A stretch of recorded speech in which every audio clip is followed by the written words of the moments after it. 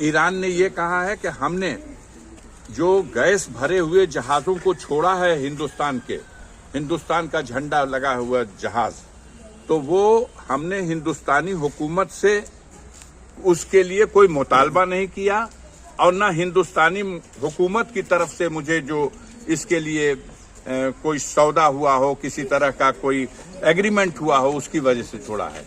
उन्होंने कहा मैंने इसलिए छोड़ा है कि हिंदुस्तान में ऐसे बहुत लोग हैं, जब हमारे ऊपर जुल्म हो रहा था, बम के गोले गिराए जा रहे थे, तो हिंदुस्तानी अवाम हमारी हमदर्दी में खड़ी थी, इसलिए हिंदुस्तान की अवाम को तकलीफ न हो, इसलिए हम जहाज छोड़ रहे हैं, गैस वहां पहुंचा रहे हैं। हिंदुस्तानी अवाम की हमदर्दी में ईरान ने गैस भिजवा दिया।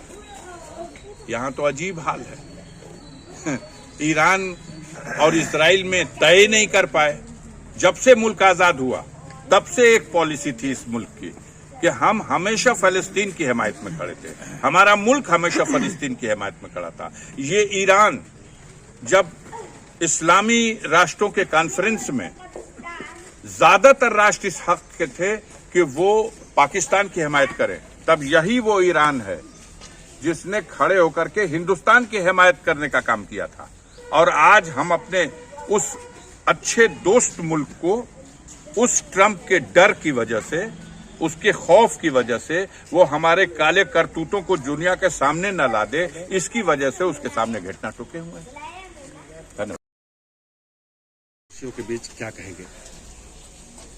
देखिए, रमजान का पाक महीना अभी गुजरा और सारी दुनिया में जहां भी इस्लाम को मानने वाले लोग हैं, उन लोगों ने 30 दिन तक रोजे रखे। अब आज ईद मनाई जा रही है। ये एक खुशी का मौका होता है। मान्यता ये है कि जो 30 दिन तक रोजा रखकर, व्रत रखकर लोगों ने इबादत की और अपने गुनाहों की माफी मांगी, उस सब का आज ईद के दिन वो ऊपर वाला जिसे मुख्तलिफ नामों से दुनिया पुकार लेती है, अल्लाह, आज अपने बंदों के साथ उसका इनाम देता है। और ईदगाह में हर जगह नमाजें पढ़ी गईं। सब लोगों ने जो पिछले रमज़ान के महीने में इबादतें की हैं, रोज़ा रखा है, तिलावत की है कुरान पाक की, या और तरह से सदका दिया, ज़कात दिया, फितरा दिया, गरीबों की मदद की, अपने गुनाहों को तस्लीम किया, उससे माफ़ी मांगी, तो उससे आज का दिन जो है वो रब्बुल इज़्ज़त के लिए आज इनाम हासिल करने का दिन है। और इस मौके पर सारे मुल्क में अमन व अमान रहे। हम वतन भाइयों को भी ईद की दिली मुबारकबाद पेश करता हूं आप सबके ज़रिए से। और दुनिया में जो बदअमनी फैली हुई है, और ख़ास तौर से जो दुनिया का एक ऐसा मुल्क जो अपने आप को सबसे ताकतवर मुल्क मानता है, अमेरिका, और जिसके सरबराह ट्रंप साहब और इजराइल के नेतन्याहू साहब ने, दोनों ने मिल करके जिस तरह से ईरान के ऊपर हमला करके ये जंग थोपी, और जिसके नतीजे में आज पूरा मिडिल ईस्ट जल रहा है और हजारों लाखों बेगुनाहों का इससे पहले उन्होंने गजा में और फ़लस्तीन में अपने अहंकार में बम गिरा करके उनको मार डाला, उनके घरों को बर्बाद करके खंडहर बना दिया। आज वही सब कुछ ईरान के साथ हो रहा है। लेकिन इत्मीनान की बात यह है कि वो लोग इस गलतफहमी में थे कि जैसे गजा को उन्होंने रौंद दिया, वैसे ईरान को भी रौंद देंगे। उसमें उन्हें नाकामयाबी मिली, मुंहतोड़ जवाब दिया है ईरान में। और ईरान के सरबराह अली खामनेई साहब को, जिनकी इस हमले में शहादत हुई है, उनके लिए जन्नत में आला मुकाम मिले, उनकी मग़फ़िरत हो। जितने लोग भी इस जंग में शहीद हो रहे हैं, उन सब के लिए मग़फ़िरत और जन्नतुल फिरदौस में आला मुकाम का दर्जा मिले, इस सब के लिए दुआएं हो रही हैं हर तरफ। आज का दिन मोहब्बत का पैगाम बांटने का दिन है। उनके दिलों में नफरत हो सकती है, लेकिन मैं तो आज भी ये पैगाम देना चाहूँगा कि अल्लाह उन लोगों को हिदायत दे, अपने जुल्म से बाज आएं और नहीं उनके जुल्म का भी अंत होगा। अब एक विशेष वर्ग जो है मुस्लिम वर्ग का ही ईद की खुशियां नहीं मना रहा है सर। ईरान वार विशेष वर्ग नहीं है, पूरी कौम इस गम में शरीक है।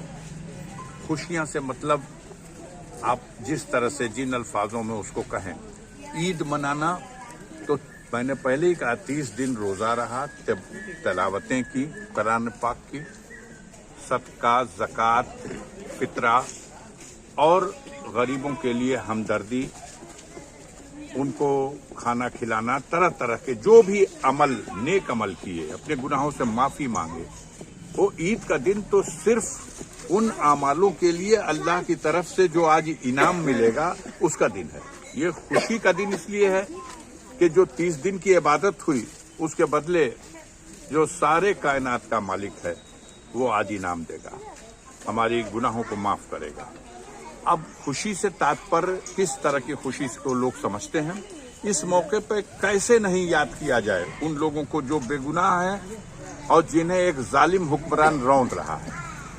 और मैं एक हिंदुस्तानी की हैसियत से खास तौर से ये भी कहना चाहता हूं आपके चैनल के माध्यम से कि अली खामनेई साहब ने ये साबित किया कि वो हक के रास्ते पे हैं और अपने मुल्क के मुफाद को देखते हुए कभी जालिम के सामने नहीं झुकेंगे, चाहे उनका कत्ल कर दिया जाए। ईरान वार बहुत से मुल्क ऐसे हैं जिन्होंने घुटने टेक दिए।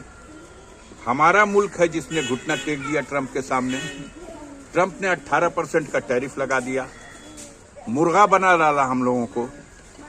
ट्रंप के तमाम तरह की नीतियों से आज हिंदुस्तान की जो हालत हो गई है, हम कर्जदार हो गए हैं।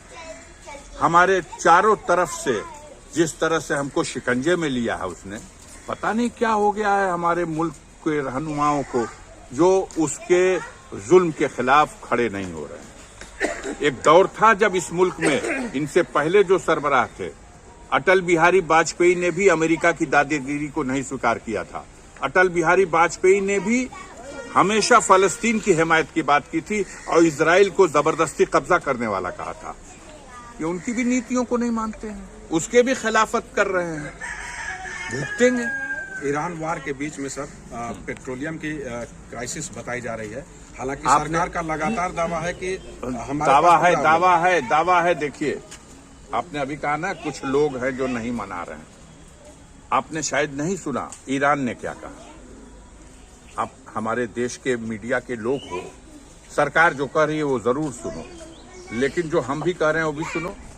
ईरान ने ये कहा है कि हमने जो गैस भरे हुए जहाजों को छोड़ा है हिंदुस्तान का झंडा लगा हुआ जहाज, तो वो हमने हिंदुस्तानी हुकूमत से उसके लिए कोई मुतालबा नहीं किया और न हिंदुस्तानी हुकूमत की तरफ से मुझे जो इसके लिए कोई सौदा हुआ हो, किसी तरह का कोई एग्रीमेंट हुआ हो, उसकी वजह से छोड़ा है। उन्होंने कहा मैंने इसलिए छोड़ा है कि हिंदुस्तान में ऐसे बहुत लोग हैं, जब हमारे ऊपर जुल्म हो रहा था, बम के गोले गिराए जा रहे थे, तो हिंदुस्तानी अवाम हमारी हमदर्दी में खड़ी थी। इसलिए हिंदुस्तान की अवाम को तकलीफ न हो, इसलिए हम जहाज छोड़ रहे हैं, गैस वहां पहुंचा रहे हैं। हिंदुस्तानी अवाम की हमदर्दी में ईरान ने गैस भिजवा दिया। यहां तो अजीब हाल है। ईरान और इजराइल में तय नहीं कर पाए।